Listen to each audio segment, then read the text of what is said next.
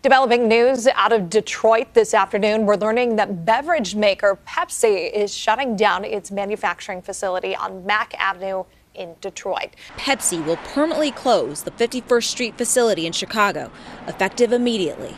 Across the United States, workers who spent decades making some of the country's most recognizable snacks are now looking for new jobs. Not because of anything they did wrong, but because the economics of the snack food industry have shifted. When that happens, the executives are never the first to feel it. The mechanics, packagers, and machine operators who showed up every day for 10, 20, sometimes 30 years are the ones who bear the weight.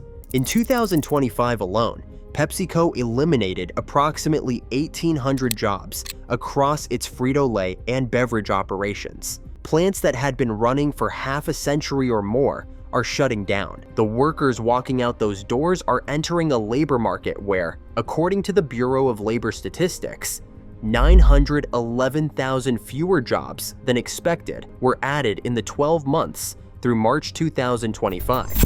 And unemployment has climbed to 4.3%, the highest level in nearly 4 years.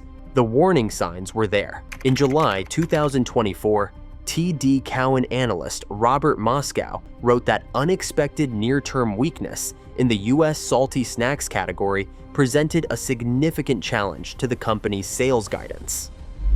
Salty snack sales for Frito-Lay had dipped 0.7%, and market share was down 50 basis points over a 12-week period. The 5 biggest snack categories, which had grown at a compound annual rate of 7.8% from 2019 to 2023, decelerated to an average pace of 0 in 2024. Moskow identified the problem directly. Consumers had not acclimated to price increases of more than 25% on snack products. Lower-income shoppers were cutting discretionary spending, and with more Americans returning to office work after the pandemic, snacking occasions were declining. By October 2024, PepsiCo CEO Ramon Laguarta acknowledged that consumers were very challenged and were making a lot of trade-offs when it came to food. The company lowered its full-year sales forecast. North American beverage sales fell 3% in both the second and third quarters.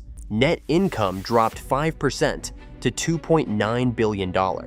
In late October 2024, PepsiCo shut down 4 bottling plants in Chicago, Cincinnati, Harrisburg, Pennsylvania, and Atlanta. Nearly 400 workers lost their jobs.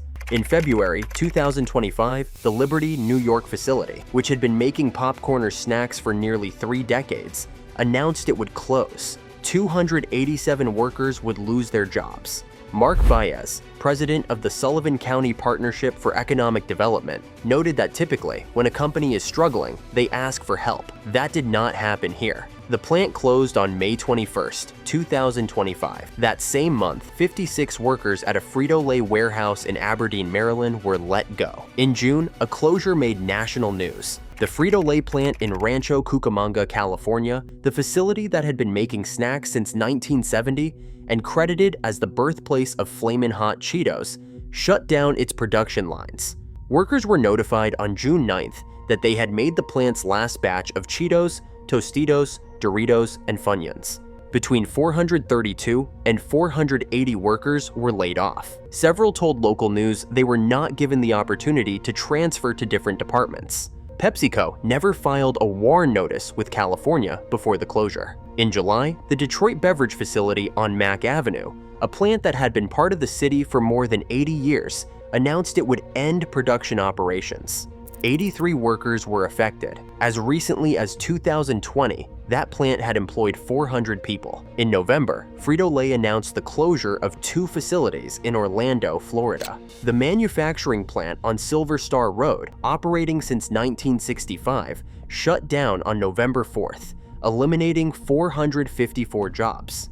A nearby warehouse would close the following May, affecting 46 more. 500 jobs in Orlando were gone. Over the past 18 months, PepsiCo has closed or reduced operations at facilities in New York, California, Florida, Michigan, Maryland, Illinois, Ohio, Pennsylvania, and Georgia. By October 2025, PepsiCo disclosed that Frito-Lay United States had reduced its full-time headcount by approximately 7% year-to-date, with more reductions expected. The financial pressure is documented in quarterly reports. In the fourth quarter of 2024, sales volume dropped 3% year-over-year. Operating profit fell 11%.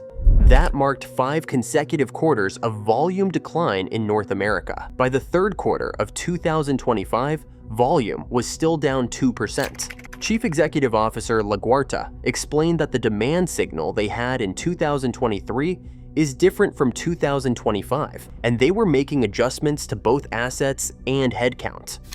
Multiple factors are driving the decline. First, price shock. After years of aggressive price increases, consumers are pushing back. RBC Capital Markets pointed out that Frito-Lay has increased prices on family-size bags of chips, creating affordability challenges for low-income consumers. Second, health consciousness. According to Innova Market Insights, 1/3 of global consumers have increased their consumption of better-for-you snacks, while only 15% increased consumption of traditional snacks. 60% said they always look for healthier options.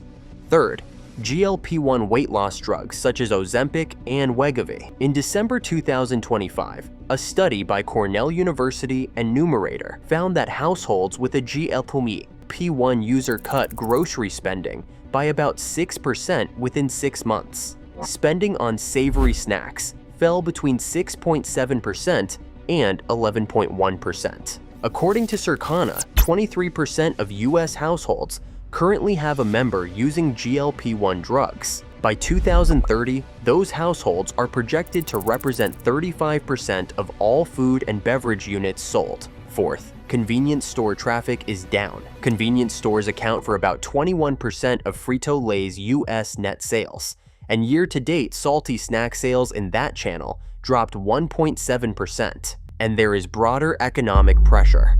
LaGuarta said it directly in October 2025. Consumers are stressed all over the world. When you look at low-income or middle-income households, they are very stretched. Fixed costs of living are going up. When middle-class families are stretched, snacks are among the first things cut. When snacks stop selling, the people who make them lose their jobs. This extends beyond Frito-Lay. General Mills announced it would close 3 plants in Missouri by fiscal 2028. J.M. Smucker said its Hostess plant in Indianapolis would close by early 2026, affecting 259 employees. Del Monte Foods filed for Chapter 11 bankruptcy in July 2025. Conagra closed a Michigan plant. Post Holdings closed 2 cereal facilities. In September 2025, activist investor Elliott Investment Management disclosed a $4 billion stake in PepsiCo, calling for changes. By December, PepsiCo reached an agreement that included reducing its United States product lineup by 20% and paring its workforce. New Chief Financial Officer Steve Schmidt said the message you should take from this is that it is not business as usual here. More layoffs are expected. Chief People Officer Jennifer Wells told employees they would be making structural changes that would affect some roles in the company. Frito-Lay still operates more than 30 manufacturing plants and employs approximately 60,000 people. Those numbers are smaller than a year ago and likely to decrease further. The plants that closed were not just buildings. Rancho Cucamonga was 55 years old.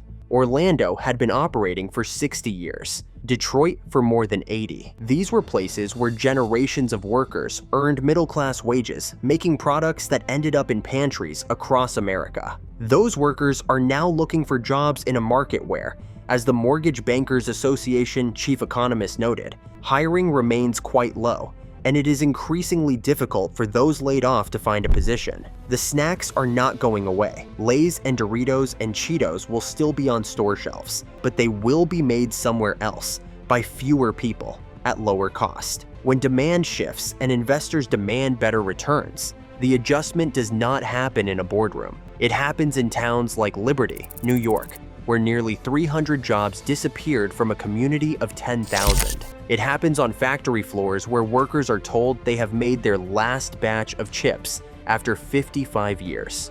The company will survive. The executives will find ways to cut costs. But the workers who walked out of those plants are the ones carrying the weight of this transition. And right now, there is no clear indication of where they go next.